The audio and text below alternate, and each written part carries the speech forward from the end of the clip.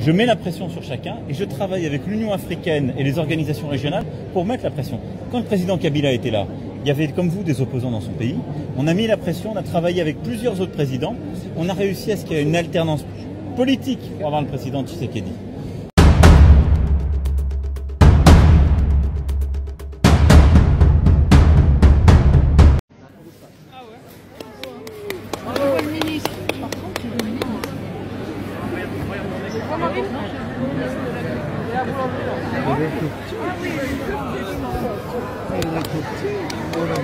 Monsieur Macron, il y a Paul Biya qui tue les Camerounais, monsieur Macron.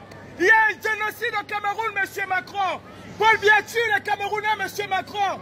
Nous sommes des Camerounais et nous sommes des morts, monsieur Macron.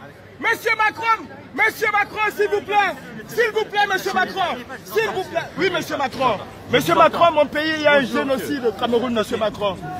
S'il vous plaît, monsieur Macron, il y a un génocide au Cameroun, monsieur Macron. C'est un honneur pour moi, c'est un plaisir de vous voir, monsieur Macron. Moi aussi. Il y a plus de 22 morts qui sont morts calcinés, monsieur Macron. Je sais ça. Nous sommes des Camerounais et nous souffrons. J'ai pris la Méditerranée, monsieur Macron, je vous ai écrit et vous avez répondu. Vous savez mon engagement sur ce sujet.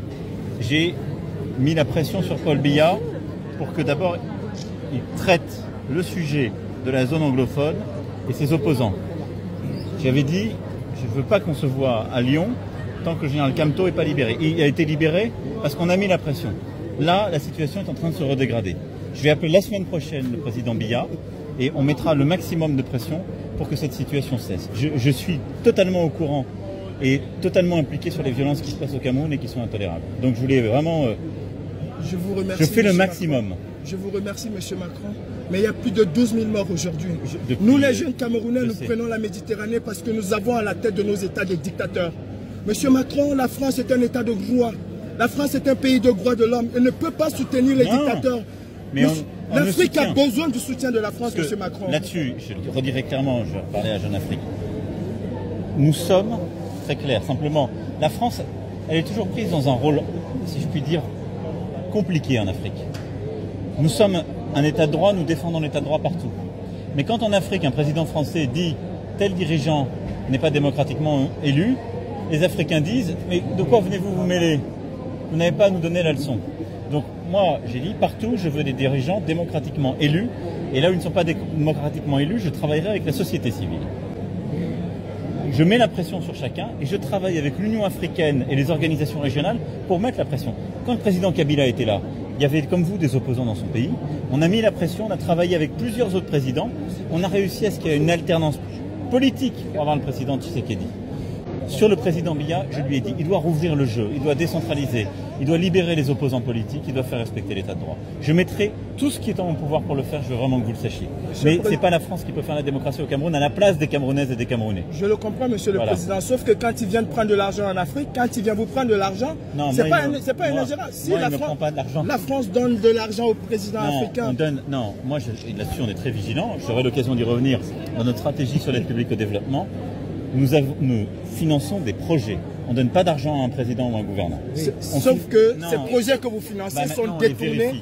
Alors non, si vous avez des sujets de détournement, faites-les-moi savoir, parce que partout on fait de l'évaluation, on vérifie, mais à commencer par des pays comme le Cameroun, on a besoin de financer des ONG, des gens qui aident la population civile. Il y a une dernière doléance, monsieur le président.